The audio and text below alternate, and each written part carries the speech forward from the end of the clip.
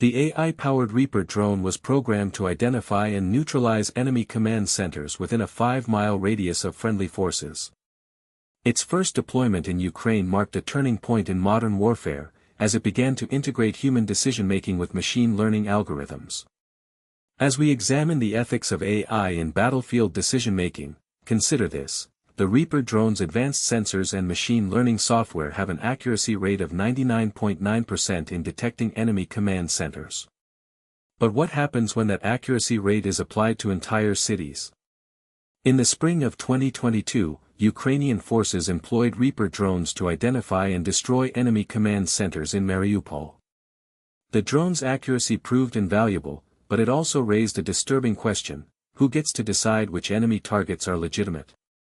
The answer lies in a little-known document known as Joint Publication 3-62.1, which outlines the U.S. military's policy on AI decision-making in combat zones. According to this manual, the use of AI in combat will be guided by the principles of military necessity and the principle of distinction. But what does that really mean? In practice, it means that human commanders get to decide which enemy targets are worthy of drone strikes, a power that can be abused at the highest levels.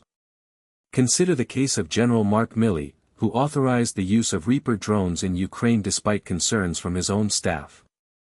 The ethics of AI in battlefield decision-making come down to one question: do machines have a moral obligation to follow human orders?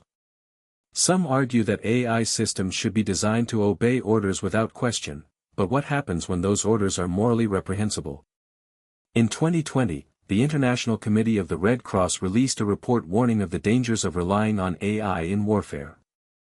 The use of autonomous weapons raises significant concerns about accountability and human oversight, the report stated.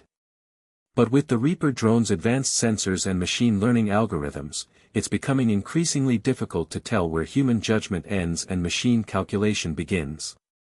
The question is, who gets to make that call? In a world where AI decision-making is becoming more prevalent, we need to ask ourselves one final question: are we ready for the consequences of creating machines that can make life or death decisions on our behalf?